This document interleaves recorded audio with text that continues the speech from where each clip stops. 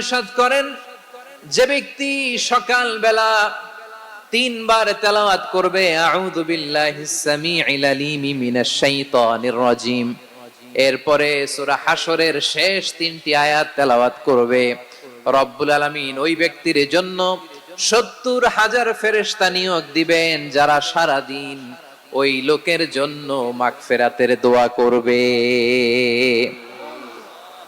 শুধু এখানেই শেষ নয়, বিশ্বনবী ফরমান ওয়া ইন মাতা ফি যালিকাল ইয়াউমি মাতা শাহীদান,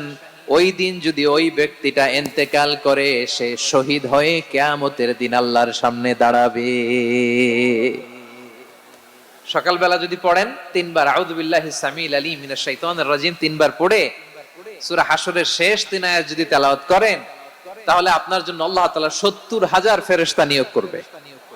সারা দিন তারা আপনার জন্য মাগফিরাত